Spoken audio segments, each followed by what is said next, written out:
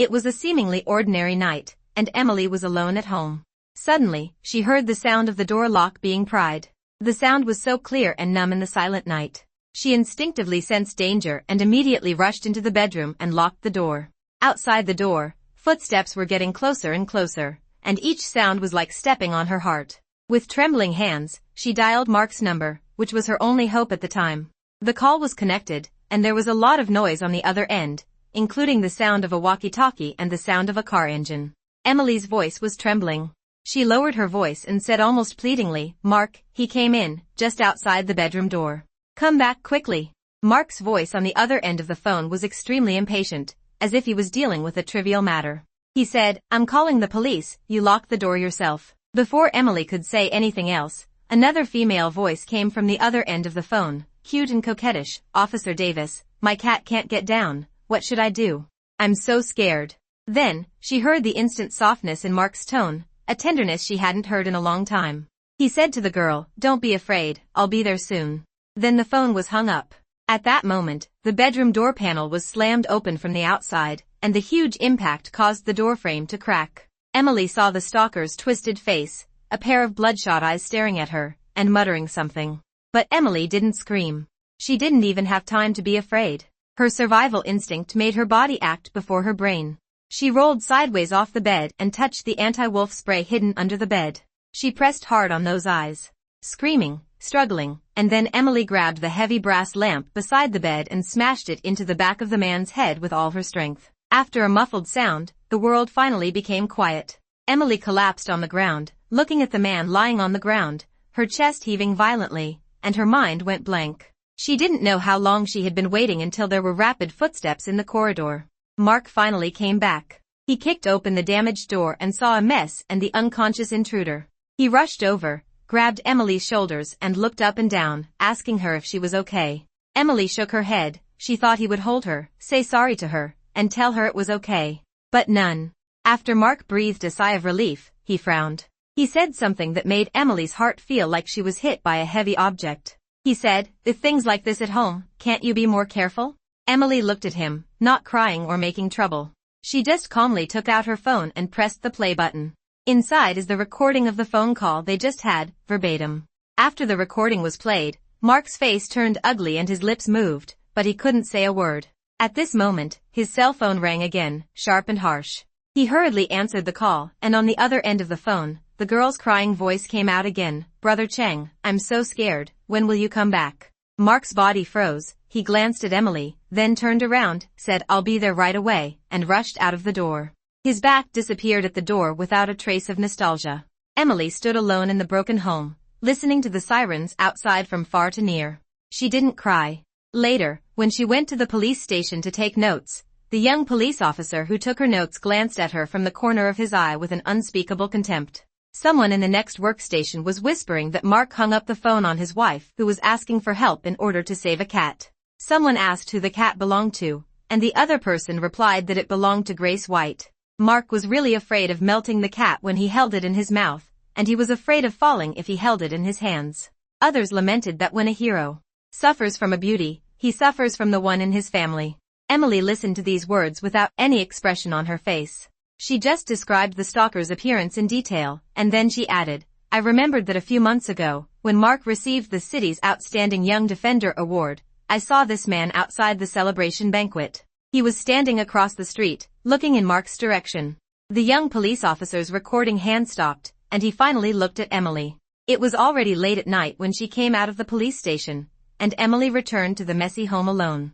The glass in the living room was shattered all over the floor, and the bedroom door was shaky. She squatted down and picked up the glass shards on the ground one by one. The sharp edge cut her finger, and blood poured out, but she seemed not to feel any pain. She looked at the wound, cleaned and bandaged it herself. After doing all this, she took out several miniature cameras smaller than a fingernail from the depths of the cabinet. She installed them on the chandelier in the living room, in the gaps between the bookshelves in the study, and in the vents in the bedroom. These are the dead ends of this home. It is also the blind spot of people's hearts. At 3 o'clock in the morning, Mark came back. He smelled faintly of alcohol and an unfamiliar perfume. He saw Emily's hand wrapped in gauze, her Adam's apple rolled, as if she wanted to say something. But in the end, he just threw his coat on the sofa and said firmly, "An adult can't even take care of himself." From that day on, Emily began to investigate the stalker named Li Feng. His social platform is completely blank, and there is very little public information that can be found. But Emily remembered a name he kept chanting repeatedly when he was taken away by the police, Li Chang. He said, "My brother was wronged." Emily searched the internet using this name, and soon, a piece of news from 5 years ago popped up. The title is "The robbery of a downtown gold shop was solved, and the heroic police detective Mark Davis identified the real culprit with his sharp eyes." In the report, Mark was shown to be heroic and hailed as a rising star in the police force. The suspect he captured was named Li Chang. Li Chang was imprisoned for robbery and died of illness in prison 3 years ago. The report portrayed Mark as perfect, but Emily discovered one detail. The report mentioned that when Li Chang was arrested, he always insisted that he had an alibi, but the only key witness overturned his statement. Emily closed the page.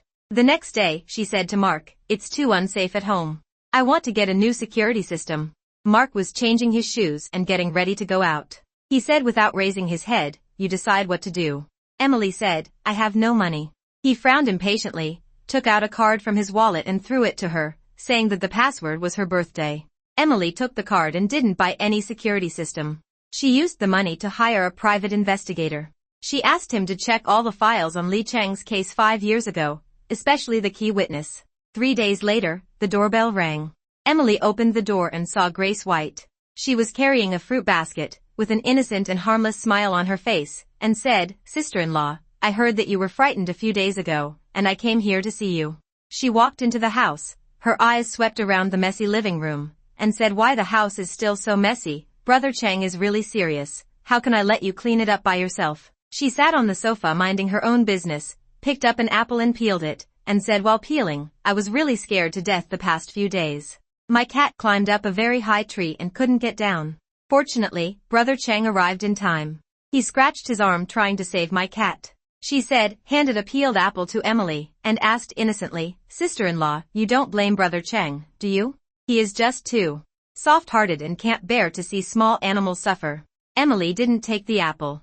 Grace slipped her hand and the apple rolled to the ground. She stood up to pick it up. When she passed by the TV cabinet, she accidentally tripped and hit the cabinet, causing the photo frame on top to fall to the ground. The sound of breaking glass was particularly harsh. That was the only wedding photo of Emily and Mark. In the photo, Emily was cuddling next to Mark, smiling happily. Grace squatted down in a hurry, her face full of panic and apology, and said, "I'm sorry, sister-in-law, I didn't mean to do it. I'll compensate you." Emily walked over without looking at the broken photo frame. She smiled and helped Grace up, gently patted the dust off her skirt, and said, "It doesn't matter, just break it if it breaks. Are you hurt?" Grace's body stiffened for a moment, and she raised her head to look at Emily. In her expression before she could take it back, Emily saw a flash of pride. Emily took out her phone, looked at the mess on the ground and Grace's innocent face, pressed the shutter, and said, "You have to take a photo, otherwise Mark will think I bullied you when he comes back." Grace's face changed. In the evening, Mark came back. Grace hasn't left yet. As soon as she saw Mark, her eye circles immediately turned red, like a frightened deer, and she said, "Brother Chang, I'm sorry. I accidentally broke your wedding photo." Mark's eyes swept across the glass shards on the ground, and then fell on Emily's face. Emily deadpanned. Mark frowned, his tone full of reproach. "Grace is a guest, and she was careless. Can't you be more generous?" Emily looked at him and suddenly smiled, and she said, "Okay, I'm generous." Then she turned and walked into Mark's study. Mark's study is a forbidden area of the family, and even Emily rarely comes in. She went straight to the locked iron cabinet where some of his sealed old case files were kept. She took out the key she had assigned earlier and opened the cabinet. At the bottom, she found a brown paper bag with Li Chang robbery written on it. She took out her phone, took photos of the most critical pages inside. One is Li Chang's confession, which records his alibi in detail. The other was the testimony of a key witness that overturned his alibi. The witness was named Zhou Qin. Just when Emily took a picture of Zhou Qin's signature, her phone vibrated. It was a message from a private detective. He said, "Ms. Lin, we found it. Li Chang did have an alibi for that year. He was at an internet cafe in the west of the city when the incident occurred, and there are surveillance and internet access records. But the key witness Zhou Qin insisted that he had met Li Chang at the time of the crime. This Zhou Qin is Grace's distant cousin. At the end of the message, a photo of Joe Chin and Grace's family was attached. Emily looked at the photos on her phone, and then at Macron's signature in the person in charge column on the dossier. All the clues were connected at this moment. Li Chang was wrongfully imprisoned, Li Feng was crazy for revenge, Grace's relatives committed perjury, and Mark was responsible for the case. This is no simple stalker invasion case. This is a calculated revenge. And Emily is just a pawn they used to take revenge on Mark. A few days later, Emily was watching Grace open the door to her house with the key. Grace walked straight into the bedroom, opened Emily's dresser drawer, and rummaged through the jewelry box. Finally, she took the old brooch. That was Emily's grandmother's relic. Emily saved the video, backed it up, and called the police. She said, "I want to call the police because my home has been stolen. The missing item is a brooch, which has irreplaceable sentimental value to me." The police came, and Mark followed him, looking very ugly. After listening to Emily's statement, he looked at the door lock that showed no signs of violent break-in. He pulled aside the police officer who took the note and said, "Maybe my spouse remembered it wrong. It was just a small misunderstanding. There is no need to file a case. That thing is worthless. I guess it was Grace, my comrade's sister, who used it to play with her as a joke." Emily walked over, she looked at Mark, her voice was not loud but very clear. "You mean, because she is Grace, I should endure it when my things are stolen?" The surroundings suddenly became quiet. Several police officers stopped and looked at them. Mark's face turned red, he stared at Emily, gritted his teeth, and said, "Emily, do you have to make such an ugly scene? Am I going to make trouble, or are you being unreasonable at all?" Emily asked, "Or, with Officer Davis, the law has to give way to your favor." Mark was silenced by her and lost all face in front of his colleagues. In the end, he almost squeezed out a few words through his teeth, "File a case and investigate." A few days later, Grace's WeChat moments updated a selfie. She was wearing a new dress and had a brooch on her breast, Emily's. The accompanying text is, "The little thing I borrowed is so beautiful that I don't even want to return it." Emily sent the screenshot to Mark without any text. That night, Mark came back very late. As soon as he entered the door, he threw his coat on the sofa and asked Emily, "Are you satisfied?" Emily didn't speak. Mark walked up to her and said condescendingly, "I went to find her, and she was crying very sadly. She said she just saw that you hadn't worn it for a few days and thought you didn't like it anymore. She wanted to borrow it to match the clothes and she would return it to you in a few days. Emily, Grace, her brother died to save me. I owe them. She is in poor health and has a simple mind. How could you treat her like this? She now feels that you can't tolerate her and that I didn't take good care of her. How do you want me to face my sacrificed brother in the future?" With anger and an undeniable accusation in his voice, he ordered Emily, "Go and apologize to her right now. Tell her it's your fault for making a fuss out of a molehill." Emily looked at the man in front of her, and for the first time, she felt physiological nausea. She didn't cry, didn't make a fuss, and didn't argue. She just picked up her phone and packed together the surveillance video of Grace's burglary, screenshots of her circle of friends, and copies of all the suspicious evidence in Li Chang's case file. Then, it was sent anonymously to the Municipal Bureau's Discipline Inspection Commission and several of the city's largest news media. Today is Emily's birthday and also her and Mark's wedding anniversary. Before Mark went out in the morning, he gave her a rare hug and said, "When I get back, I'll make a reservation at the restaurant." Emily prepared a table of dishes. She didn't wait for Mark's call, but she waited for the live broadcast of the evening news. The news said that a fire broke out in a high-end residential area in the city, and reporters were at the scene. The camera shook violently and focused on the door of the apartment building. A tall figure rushed out of the smoke, holding a woman in his arms. "It's Mark." The woman in his arms is Grace. In the TV screen, Grace hugged Mark's neck tightly, buried her face in his chest, and shivered. The reporter's microphone was immediately handed over and asked Mark how dangerous the situation was at that time and how he found out that Grace was trapped. Mark held Grace in his arms and faced the camera. He didn't speak. He just wrapped the person in his arms tightly with his coat. The hero and the beauty he saved. What a touching picture. Emily turned off the TV. At 1 o'clock in the morning, the door opened. Mark came back, smelling of fireworks and Grace's familiar perfume. He saw Emily sitting at the dining table, and there was a table of untouched dishes. He opened his mouth, wanting to say something. Emily pushed 2 documents in front of him. One is a signed divorce agreement. The other is a property division agreement. Mark had already authorized Emily to handle all his property. With full authority. He was stunned and said, "Why are you so angry again?" Emily stood up, looked at him calmly, and said word by word, Mark, the stalker who broke into the house is called Li Feng. He is the robber you caught 5 years ago, Li Cheng's younger brother. Li Cheng was wrongly accused, and the only key witness, Zhou Qin, was Grace's distant cousin. The fire today was started by Grace herself. Every word Emily said made Mark's face paler. He opened his mouth, but no words came out. Emily continued, your title of hero was earned with my blood and tears. Now, I won't play with you anymore. Mark's cell phone began to vibrate, one sound after another. He took out the phone in a panic, and the word leader was on the screen. Then, another call came in, from the Discipline Inspection Commission. Emily had already pulled the suitcase beside her and was about to leave. Mark called her name, with uncontrollable panic in his voice. Emily did not look back. She said, what you owe me, I will get it back myself. You owe others, and they come to your door. The door closed behind her. The announcement from the Municipal Bureau's Discipline Inspection Commission was quickly released through major media platforms and was in harsh terms. Mark Davis is suspected of malfeasance and cover-up, and is immediately suspended pending investigation. All the media went crazy. The email Emily sent to the media completely exposed the matter. The summary of doubts about Li Cheng's case was printed out and placed in front of every camera. Mark's calls came in one after another. Emily didn't answer, pressed the shutdown button, and then blocked all his contact information. When he returned to that broken home, Emily was gone. She only took her belongings and left no trace. Emily turned on her phone and connected to the home camera. She saw Mark dialing her phone over and over again in an empty room. The only sound on the receiver was, the phone you dialed has been turned off. He dropped his cell phone, overturned the table, and finally fell into the broken glass she had collected.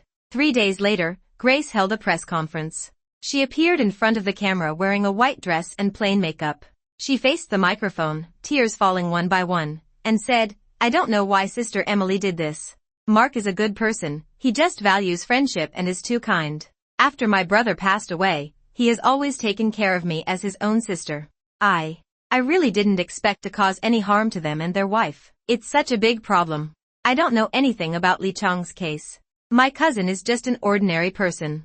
How could she commit perjury? Sister Emily's mental state has been bad recently.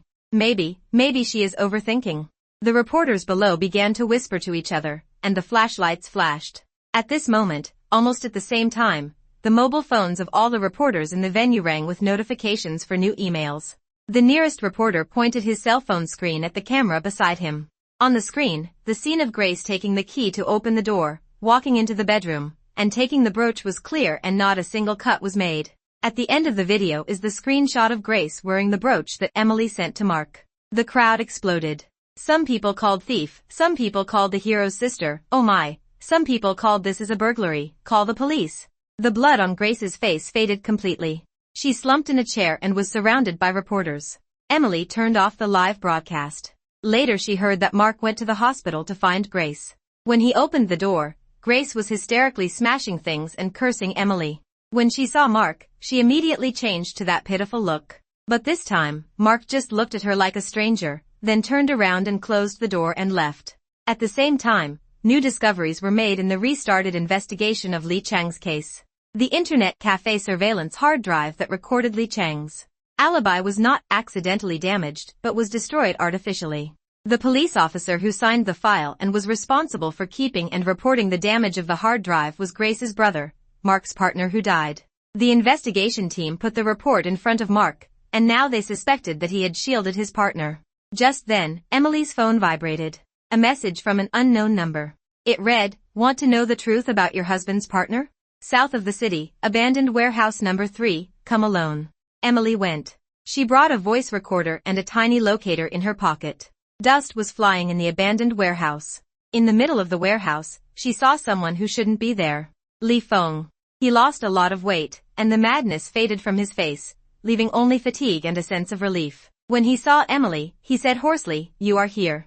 Emily asked him why he was here.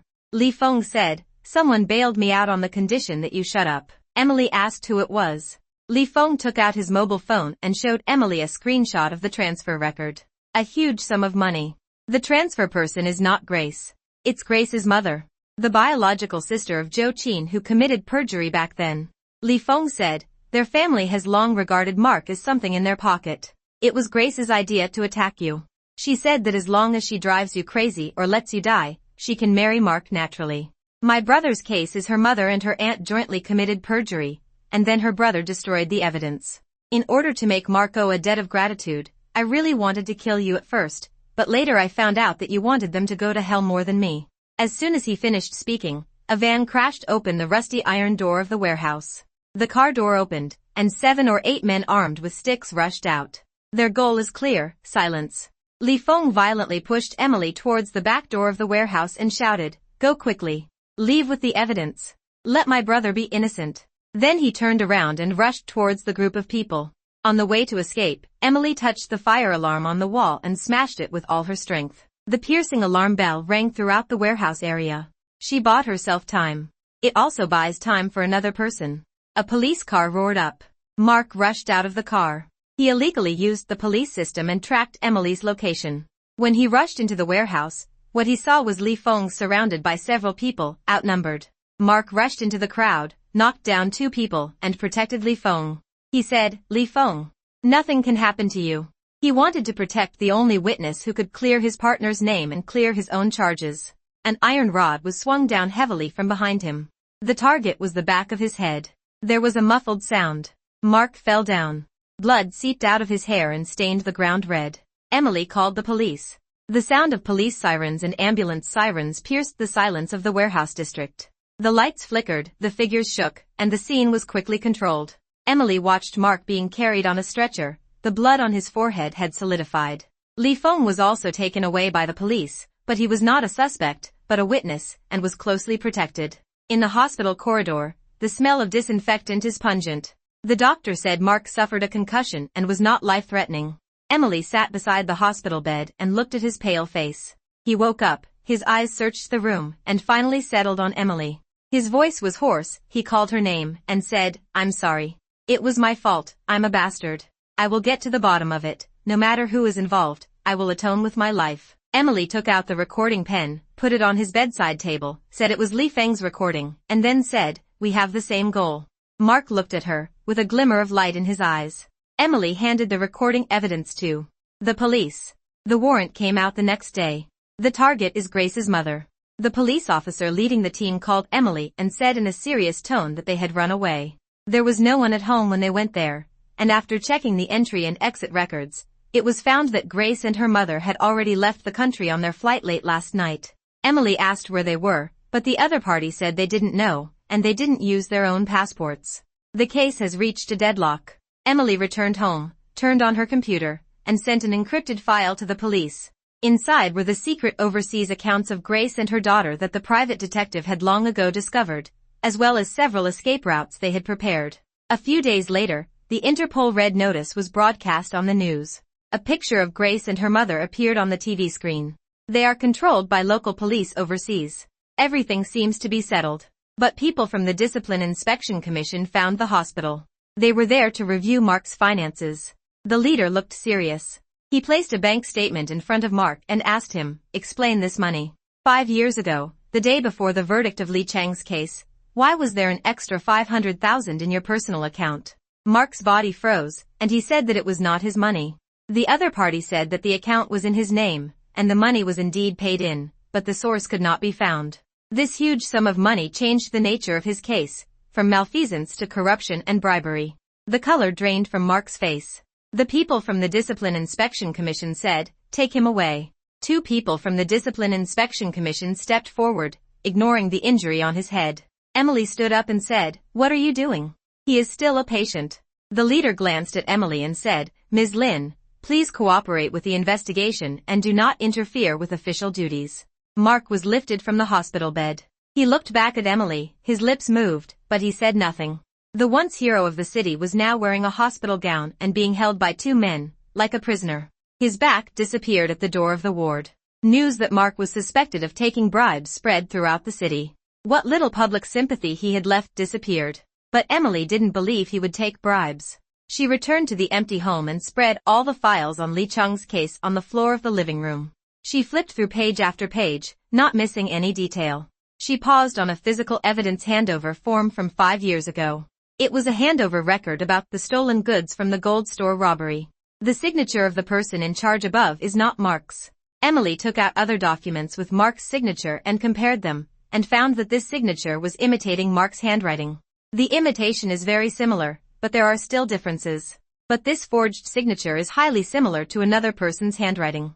Grace's brother and Mark's sacrificed partner. Emily immediately contacted the private investigator, sent a photo of the handover slip, and asked him to find the best handwriting identification expert. The results came quickly. The detective said, "Ms. Lin, the identification results confirmed that the person who forged the signature was Grace's brother. I also found some other things. Grace's brother had a rented warehouse in the suburbs during his lifetime, which was very secretive. I found a diary he had hidden." An hour later, Emily got the diary. She opened the yellowed page, and the handwriting inside was all too familiar to her. It was the forged signature. The diary said, "Mark has made a meritorious service again. Everyone is surrounding him. Why? He is just lucky. They all say that I am his shadow. I hate this word. I contacted my aunt and asked her to find an opportunity to set a trap for Mark. I want him to experience the feeling of falling from the altar. I took the money and deposited it into Mark's account in his name. He trusted me so much that he even told me his bank card password.